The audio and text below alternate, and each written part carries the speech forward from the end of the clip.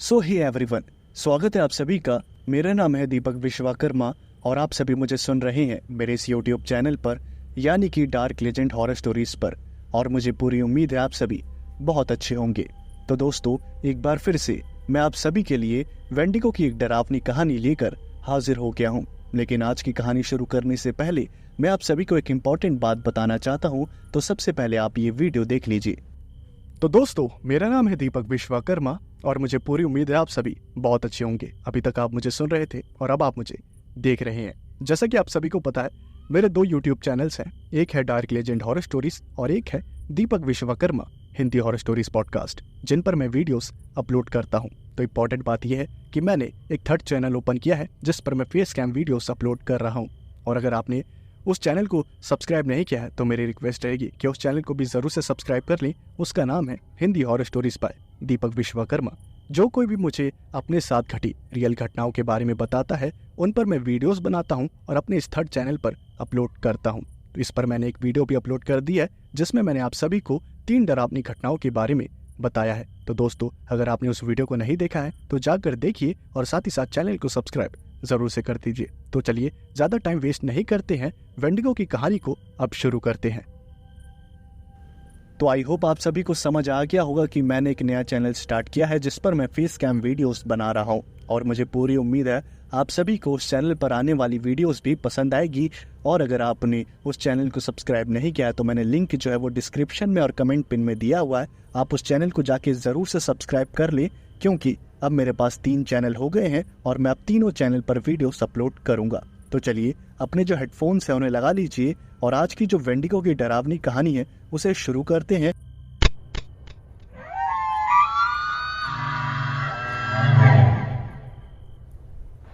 Austin और Jeff दोनों ही भाई थे और एक दूसरे से बहुत ही ज्यादा प्यार करते थे।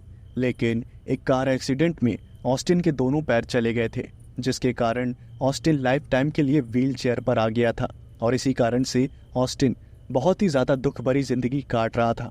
उसे रोना आता था अपने आप को देखकर। वो अपनी पुरानी जिंदगी को बहुत मिस करता था और ऑस्टिन की ऐसी हालत देखकर जेफ को भी बहुत बुरा लगता था और वो भी अंदर ही अंदर रोता था। लेकिन वो अपने भाई को कभी भी ये महसूस नहीं होने देता था कि उसके दोनों पैर नहीं है। वो हमेशा अपने भाई को हौसला देता था और आगे बढ़ने के लिए प्रेरित करता था। एक दिन जेफ घर आया और वो बहुत ही ज़्यादा खुश था। उसके बाद ऑस्टिन ने पूछा, क्या हुआ भैया, आप बहुत खुश लग रहे हैं। और फिर जेफ ने जवाब दिया, अरे वो हाँ, मैं अपने दोस्तों के साथ जा रहा हूँ ना कैंपिंग के लिए, और काफ़ी दिन हो गए मैं कहीं घूमा भी नहीं, तो थोड़ा एक्साइटेड हो। और जैसे ही ये बात ऑस्टिन ने सुनी तब ऑस्टिन ने कहा, क्या आप कैंपिंग पर जा रहे हैं? ठीक है, जाइए, एंजॉय करिए। और फिर जेफ ने अपने भाई की शक्ल देखी। ऑस्टिन का जो चेहरा था वो उतरा हुआ था, जिससे साफ पता चल रहा था कि उसका भी जाने का मन है, लेकिन अपनी हालत की वजह से वो ये बात कह भी नहीं पा रहा था। और फिर जेफ ने कहा, मेरे ख्याल से तुम्हें भी मेरे साथ चलना चाहिए, तुम्हें भी काफ़ी दिन हो गए हैं, तुम कहीं घूमने नहीं गए हो, चलो मेरे साथ चलो। और फिर ऑस्टिन ने कहा, भैया क्यों मेरी हालत का मजाक उड़ा रहे हैं? कैंपिंग में तो कई किलोमीटर चलना पड़ता है जंगलों में, मैं इस हालत में क्या ही कर पाऊंगा। और फिर जेफ ने कहा, अरे किसने कहा तुम चल नहीं सकते, रुको। और ये कहकर जेफ ने ऑस्टिन को उठा लिया और जेफ ने कहा, बताओ कहाँ चलना है, आगे चलना है? ठीक है, मैं आगे चलता हूँ। अब बताओ, अब कहाँ? पीछे? ठीक है, मैं पीछे चलता हूँ। अरे तुम तो चल तो रहे हो, और क्या चाहिए तुम्हें? मेरे साथ चलो, जहाँ पर भी हम व्हील चेयर लेकर जा पाएंगे वहाँ तक तुम व्हील चेयर से चले जाना, और जहाँ भी मुश्किलें आएंगी वहाँ मैं तुम्हें उठा लूंगा, ठीक है? मैं तुम्हारा बड़ा भाई हूँ, बचपन में तुम्हें बहुत उठाता था तो अभी भी उठा ही लूंगा।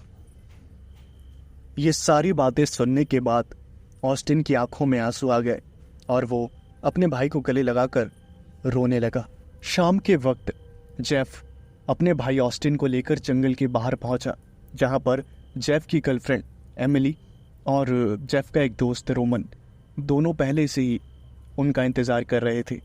और उसके बाद जब एमिली ने और रोमन ने ऑस्टिन को देखा तब उन दोनों ने ही जेफ से कहा, जेफ तुम ऑस्टिन को लेके क्यों आए? और फिर जेफ ने बताया, अरे वो कुछ नहीं, इसका भी मन था तो मैंने सोचा इसको भी लेकर आ जाऊं। जिसके जवाब में एमिली ने कहा, जेफ तुम्हें क्या हो गया है? तुम्हारा दिमाग तो ठीक है ना? हम कैंपिंग करने के लिए आए हैं। ऑस्टिन कैसे यहाँ पर सरवाइव करेगा? हाँ।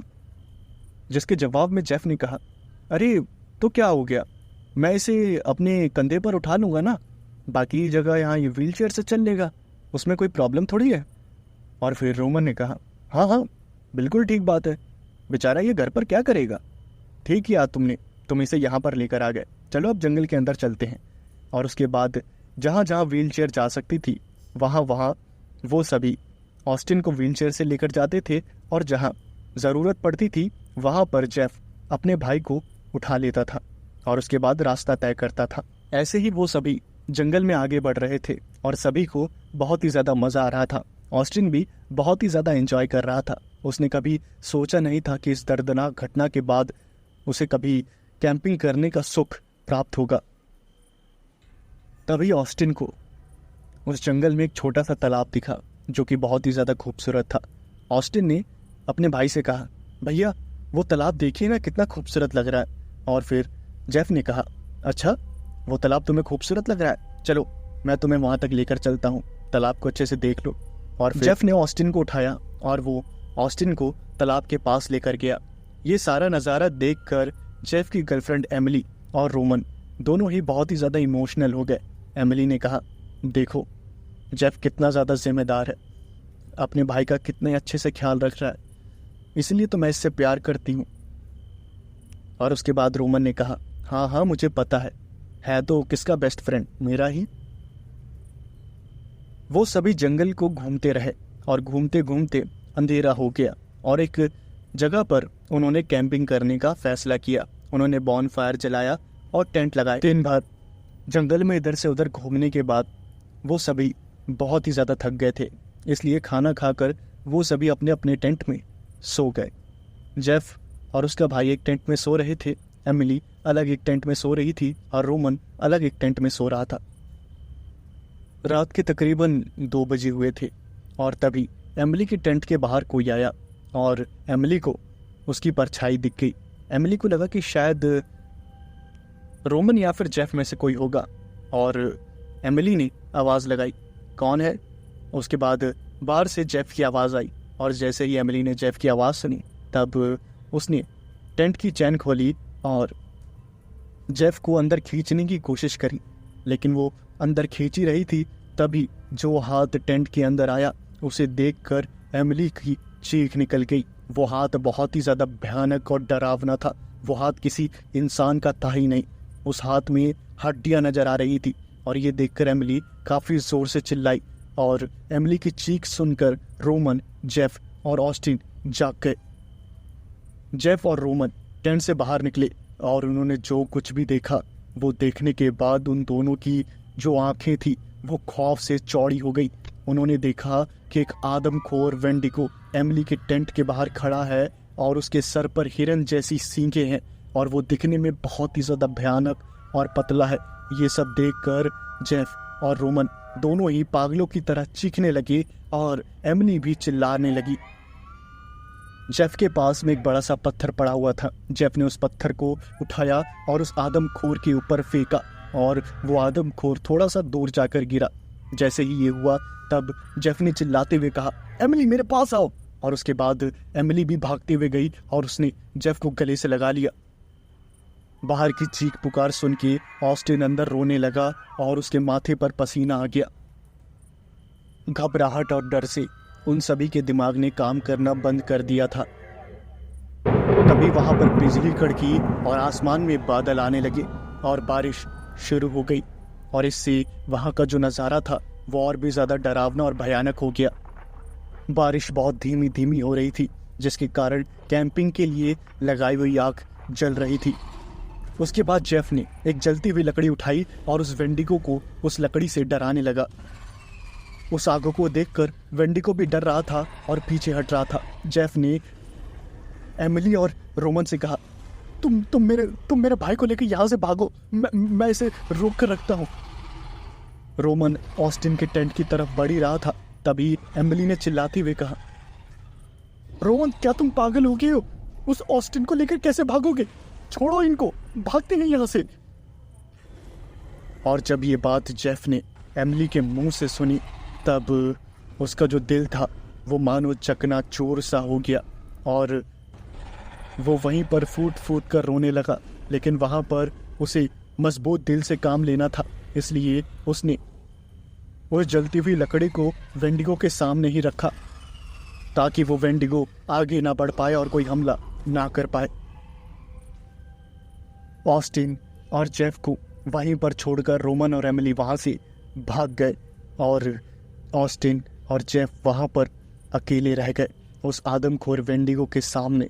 लेकिन जेफ ने हार नहीं मानी क्योंकि उसे अपनी जान की तो कोई परवाह नहीं थी, लेकिन उसे अपने भाई की जान की बहुत परवाह थी और वो किसी भी हालत में अपने भाई की जान को जाने नहीं दे सकता था।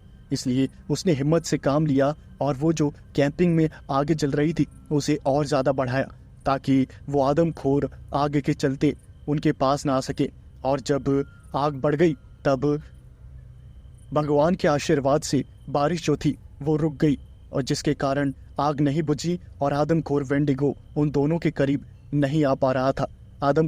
उस आदमखोर वेंडिगो को पता था कि अगर वो आग बुझने का इंतजार करेगा तब तक उसके जो बचे हुए शिकार हैं दोनों, यानी कि रोमन और एमिली, वो दोनों जंगल से बाहर निकल जाएंगे। इसलिए उसने जेफ और ऑस्टिन को वहीं पर छोड़ दिया और वो उस डायरेक्शन में भागने लगा और उस आदमखोर वेंडिगो ने रोमन और एमिली की तरफ दौड़ लगा दी। मौका पाकर जेफ टेंट में घुसा जहां पर ऑस्टिन बेहोश पड़ा था और अपने भाई को बेहोश पड़ा हुआ देखकर जेफ रोने लगा और उसने अपने भाई को उठाया और वहां से वो भागा। जेफ अपने भाई ऑस्टिन को अपनी पीठ पर उठाकर वहां से भागता रहा और जैसे ही वो उस जंगल से बाहर निकला तब वो मेन रोड पर भागने लगा। तभी एक ट्रक ड्राइवर वहां से गुजर रहा था, लेकिन खुशकिस्मती से उस ट्रक ड्राइवर ने सही टाइम पर ब्रेक लगाई और जब उसने जेफ और ऑस्टिन की ऐसी हालत देखी तब वो भी बहुत ही ज़्यादा घबरा गया। उसने ट्रक का दरवाज़ा खोला और ऑस्टिन और जेफ दोनों ही ट्रक के अंदर बैठ गए। उस ट्रक ड्राइवर ने जेफ से पूछा, क्या हुआ है तुम्हारे भाई को और तुम्हें, क्या तुम ठीक हो? और तभी उस जंगल से उसी आदमखोर के चिल्लाने की आवाज़ आई और जंगल से एमिली और रोमन के चीखने की आवाज़ आई और थोड़ी ही देर में उनकी कटे हुए लाश के टुकड़े उस आदमखोर ने एमिली और रोमन के पूरे शरीर को खा लिया था और बची हुई हड्डियां ट्रक के सामने पड़ी हुई थी और एमिली और रोमन का कटा हुआ सर भी ट्रक के सामने था। ये सब देखकर वो ट्रक ड्राइवर भी अपने आप को कंट्रोल नहीं कर पाया और उसने फुल स्पीड से ट्रक को वहां से बाहर निकाला और सीधा जब तक वो जंगल खत्म नहीं हो गया तब तक उसने स्पीड को कम नहीं किया। जब ऑस्टिन की आंखें खुली तब वो हॉस्पिटल में था और जेफ उसके सामने खड़ा था। ऑस्टिन ने रोते हुए पूछा, भैया आप ठीक तो है? और जेफ ने हाँ में सर हिलाया। जेफ ने कहा, छोटे तो ठीक है तो मैं भी ठीक हूँ। तो दोस्तों ये थी कहानी। मुझे पूरी उम्मीद है आप सभी को कहानी पसंद आई होगी। आप सभी को कहानी कैसी लगी कमेंट करके ज़रूर बताना। वीडियो को लाइक कर देना, चैनल को सब्सक्राइब ज़रूर से कर देना अगर नहीं किया है तो, और अगर जो नया चैनल है उसे आपने सब्सक्राइब नहीं किया है तो प्लीज़ कर देना, क्योंकि उस चैनल पे अब मैं फेस कैम वीडियोस डाल रहा हूँ और उस पर मैं रियल इंसिडेंट सुनाता रहता हूँ, तो उसे भी सब्सक्राइब करना बिल्कुल भी मत भूलना। नाम है हिंदी हॉरर स्टोरीज बाय दीपक विश्वकर्मा। मैं कमेंट में लिंक पिन कर दूंगा और साथ ही साथ डिस्क्रिप्शन में भी दे दूंगा।